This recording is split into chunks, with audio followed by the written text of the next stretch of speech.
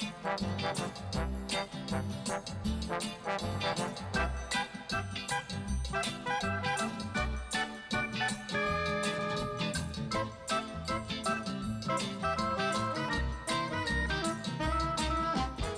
everybody. This is Caroline Sotheby, and welcome to Up, Down, and Around Town.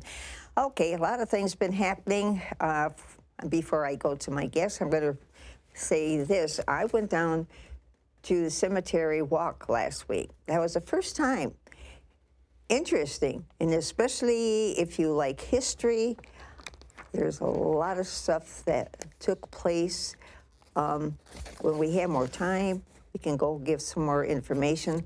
What surprised me was our THON funeral home was not originally a funeral home.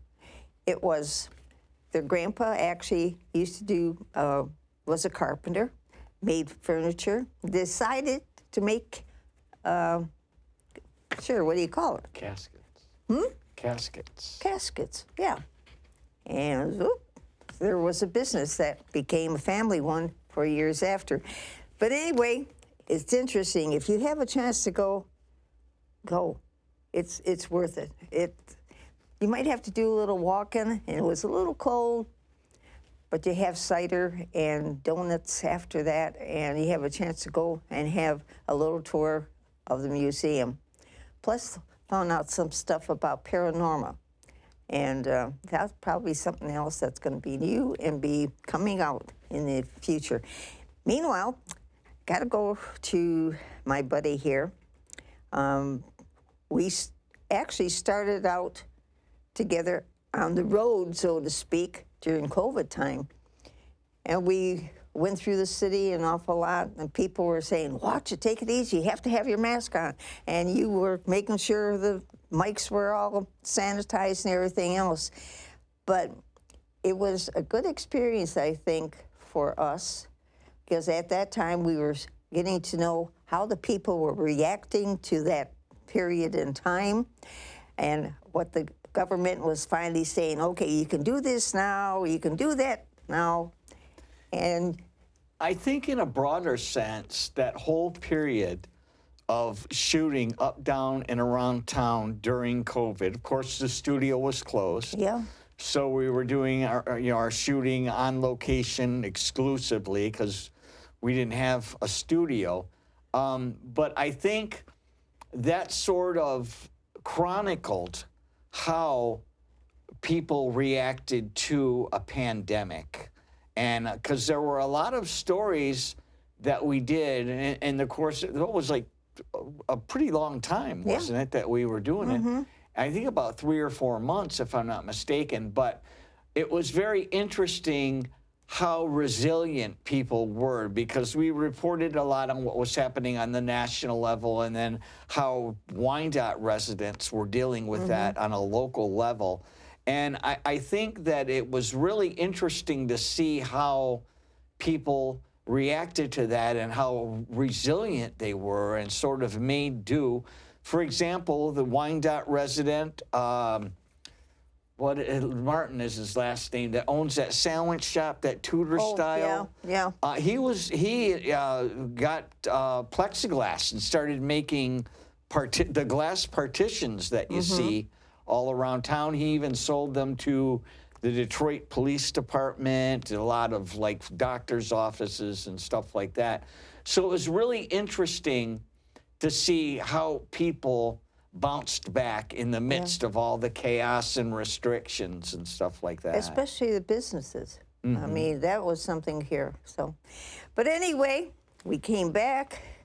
We ventured out into different avenues. You are now basically working with the DCA, because they have a lot of events there, Poets and Poets. And I love the DCA. It's my happy place. It really is. I love the DCA. They got so much going on there. And let me tell you something. Right now, volunteering for Wyandotte Cable, I'm doing stories for the DCA. I'm doing stories for the poets, the Downriver Poets and Playwrights. Let me tell you something. hanging out with a bunch of artists and poets, it's not exactly a hard life. Okay, it's not like I'm going to get mugged by a poet and they're going to steal my verbs, you know. It's really cool, creative people that I'm dealing with, and it's really a really nice, Yeah. you know, situation. It really is.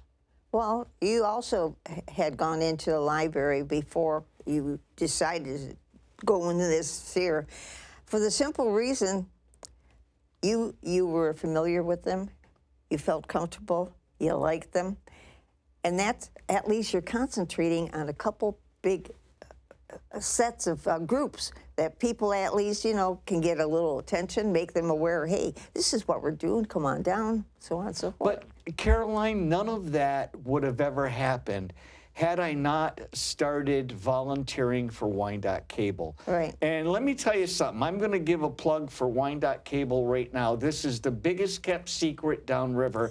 This is an excellent facility. I've learned so much since I've started volunteering here. I've learned editing, I've learned shooting, I've learned so much. I would definitely recommend this for any high school student, any college student that wants to go into any type of media or anything like that. This is a springboard. Right now, I've gotten some marketable talents that I can go out and maybe, you know, get paid positions for editing or shooting or something like that. And that all started right here in this studio, volunteering here. Amen. Yeah. Okay, you also went not only to the town hall, you also went last Wednesday to 1136, and that was a very important one. VFW Post 1136 on North Line and Wyandotte. You know, they stepped up to the plate once again. They really did, because as you'll see in the video that we're going to show, I went there, I interviewed a bunch of people because they wanted to raise money for the Lincoln Park Junior Rail Splitters. As you know, their facility had a devastating fire. It had destroyed all their equipment and awards and stuff like that. So VFW Post 1136 stepped up to the plate. They raised well over $1,000 for the Lincoln Park Junior Rails, and I went and covered the presentation to the coach, and they had all the kids there, and JJ's Pizza donated 6 pizzas for the event, so they'd have something to feed the kids, and it was a pretty cool event, and it shows how. And you'll see in this report, Brian Martin, the past commander of 1136, said that, you know, we're not just Wyandotte, we're all of downriver. Not only that, but a lot of the VFW members at 1136 are alumnus of the Lincoln Park Junior Rail Splitters. So it was pretty cool to see how, you know, they care about the whole downriver area, because their members are from a lot of different cities all over downriver. Yeah. Okay, should we go to that? Sure, let's go to the presentation of the check that was last Wednesday. I forget the date, but it was a week ago last Wednesday. 11th, I think. The 11th, yeah. Yep. Okay. So recently, the Lincoln Park Junior Rails football storage facility caught on fire. I'm sure most of you saw that posted on Facebook. I believe they have a GoFundMe page. We have a lot of history within our post here at 1136, the VFW of Lincoln Park residents, many of which who participated in the Junior Rails Football League, whether it was football or cheerleading. And you know, our community doesn't stop with just Wyandotte. Our community expands all of downriver.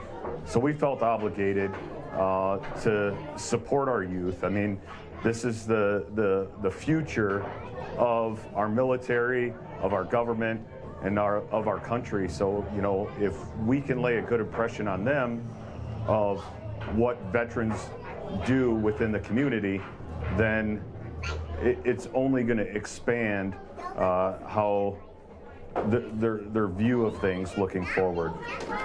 So talking with the leadership team, We've decided to take some of our relief fund money, and we decided that we were going to allocate $500 to help out. We have another nonprofit association that's with our VFW called Hot Rods for Heroes. Every Thursday we host a car show, and through donations through that program, they were able to raise $344 last Thursday during the event, specifically for the Lincoln Park Junior Rails. And then the idea was brought to our auxiliary, and they matched some donations of $200. So today we're going to present the Lincoln Park Junior Rails with a check for $1,044 in hopes that it will help rebuild their facility and help them get a start on repurchasing some of their football equipment for these kids.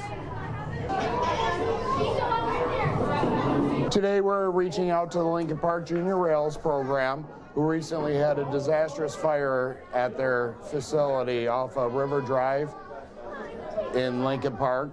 We're reaching out to them to provide a donation in order to assist them in recouping some equipment, some lost trophies, things that are very sentimental to them. And it's just a community outreach as one of our programs through the VFW. So much uncertainty for us right now. What's going to be next for the kids with everything that we lost, and so to just have a group kind of reach out from them seeing the tragedy. We didn't even ask anybody.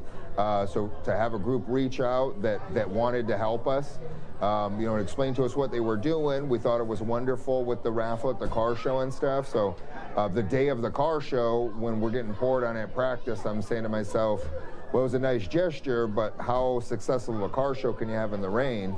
So we were all blown away to find out exactly how successful that was and what everybody put with it to put a package together for the kids. Just getting the kids back whole after what happened last Monday, that's taken focus in myself and my board members, all of our coaches, pretty much our entire group. It changed the trajectory of what we were doing at the time. So to know that we're not alone in this, and there's so many people supporting us, it's just huge. And especially some of the stuff that we try to instill in the kids about responsibility and different things like that. It doesn't really get too much better than a group like the VFW reaching out to help us and help us explain to the kids, who the VFW is and what it is that they do. Because the kids learn firsthand that the VFW helps people on top of anything else that might be going on. So it feels, in the face of tragedy, it feels great to know that people are looking out for us and for our kids. And I know that our kids appreciate it too, so.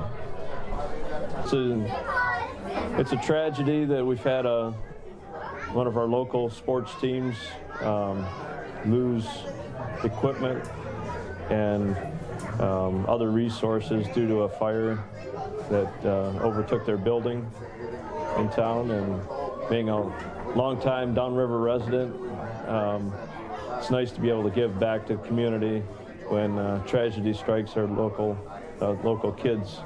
So we're looking forward to doing something to help out Lincoln Park and get their team back on track to what they need. I was contacted by the VFW, and they asked us if we'd be willing to help with a discounted price on some of the pizzas. We, on behalf of JJ's, decided to donate the pizzas for this event tonight. A horrible thing that happened to the kids and the parents with the Lincoln Park Rail Splitters. And as a local restaurant, pizzeria, we want to do anything we can to help.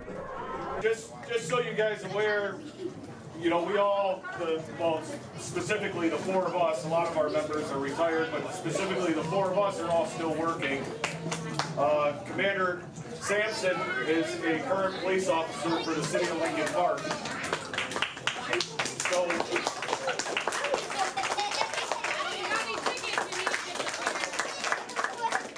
yeah, so if you guys guys get any speeding tickets, make sure you grab his card. But seriously, as soon as he heard about this, he reached out to me right away. He's like, Brian, we got to do something. And we have a fund within the VFW called our Relief Fund. This allows us to help veterans and reach out and go into our community. And through his position as commander, he has the authority to allocate up to $500 out of that relief fund without going to a meeting. So he exercised that authority for the junior rails.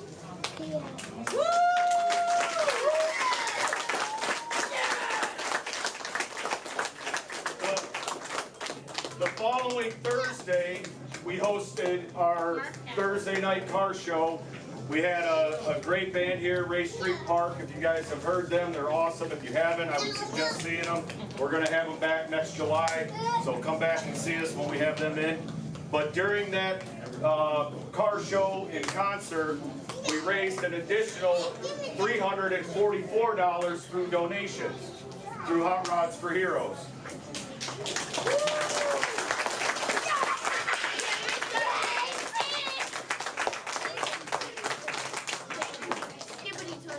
And then the auxiliary wanted to be a part of this too, and Sean brought this to his meeting this past Monday, and the auxiliary allocated an additional $200 out of their relief fund.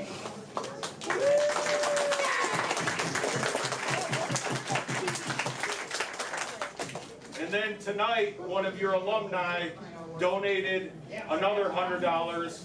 So our big fake check is actually going to be wrong. But on behalf of the Wyandotte VFW Auxiliary and Hot Rods for Heroes, we are honored to present the Junior Rails with $1,044. Now,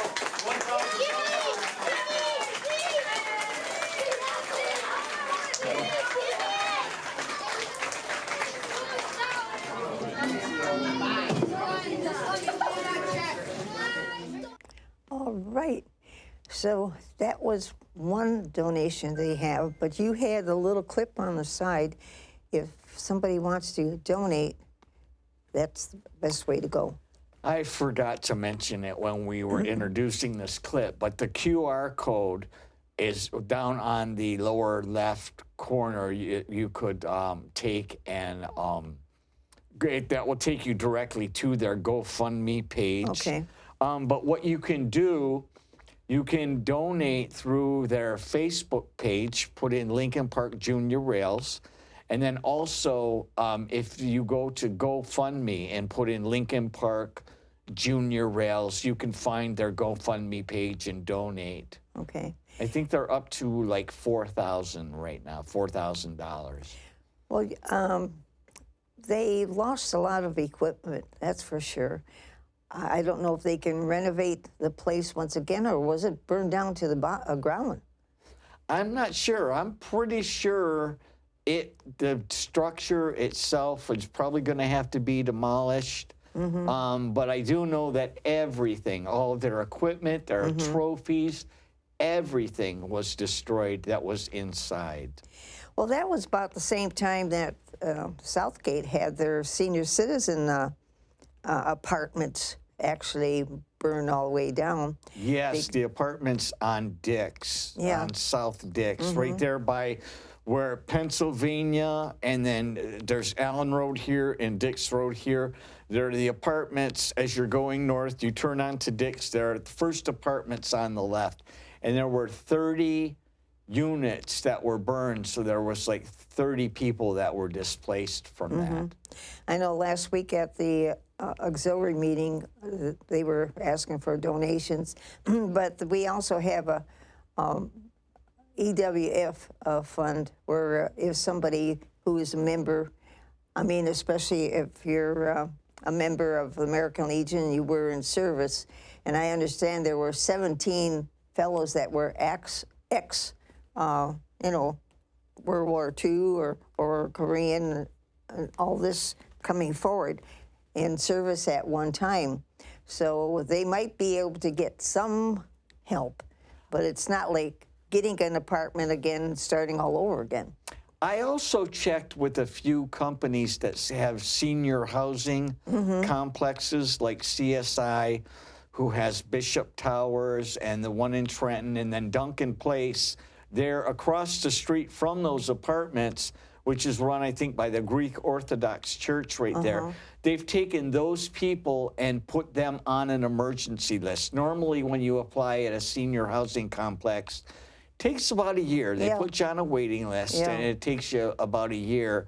But all those people that were living in that apartment complex have been given emergency status for all of the senior housing complexes. So they'll get in immediately as soon as a unit opens up.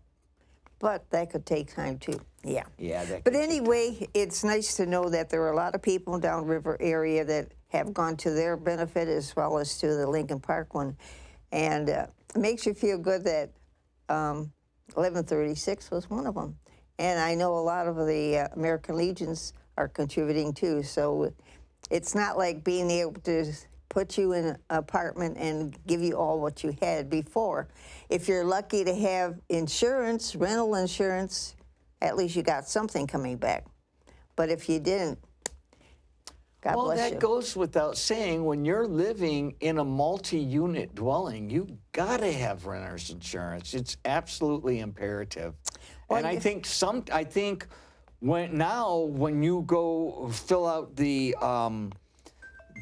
application for apartments, I think most apartment complexes require Oh, really? renter's insurance Yeah. now. Yeah, so Okay. that's a good thing. I've had it all my adult life and never had to use it. So, you know, but you definitely do need it, especially in a multi-dwelling Yeah. unit, because you don't know if your neighbor's going to fall asleep with a cigarette or light a candle that's going to fall and ignite curtains or something like that. So, Okay, so at least there are benefits available, and if you like to donate, you can look into it. What's your next thing coming up down this way? well, what I'm going to do is I'm going to Colorado from November 4th to the 8th. Exciting times await me. I'm going to be videotaping dinosaur fossils. Really? And that's like so big. That's really big. It's really trending right now. Okay. Dinosaur fossils. But it's going to be good to get away. Yeah. And it's going to be good to, you know, I don't think it's going to be very exciting, to tell you the truth. I'm going to be videotaping rocks with fossils in them. But nonetheless, when I do get back to Wyandotte, I'm going to be I love doing the show at the DCA because we look for creative ways to present the information differently. So Yeah. that's an ongoing thing that's really well. And then I'm going to continue working with the Downriver poets and playwrights and do their show. It's so refreshing to be around creative people. It's really a neat type thing. You know, I have like my day-to-day stressors like we all do in life and traffic and stuff like that. But being able to do that, it's like having a bastion of sanity in a world of craziness, you know, because that's sort of like it's become my outlet now. It's my escape. Where, Just you know, like when we had Andrew on last week, he got into painting for a simple reason. He had cancer situations, and it was a way of relieving, like getting out, you're zeroing in on another area. And That's interesting. I interviewed Andrew for the artist interview profile for the Downriver Community or Council for the Arts show. Yeah. He didn't tell me he had cancer, but he did you. He must trust you more. I don't know. Anyway, it was comforting to know that he felt comfortable to be able to give that information out. Because, you know, sometimes people will say, well, I had it, but I'm okay now. And, you know, making people aware of some of the signs that you should be aware of because you can be having it soon, or more or less like hey, I conquered it, you can too. I mean, it depends on what they're feeling at the time. Or maybe it could be just because I have that used car salesman look. No, he was a used car salesman. Was he? Yes, he was. I thought it was new cars, not used cars. Used cars sales. Oh, okay. Yeah. Well, I just put my foot in my mouth. Oh, well, that's okay. Anyway, hey, good luck. I don't know how much more time we're going to probably be getting together, but hopefully maybe you can come back before Christmas and give us an idea of what you've found in your trip. Okay. All right. Okay? Okay. All right. Thank you. You're welcome. And thank you for watching. We'll see you next time on Up, Down, and Around Town. Bye now.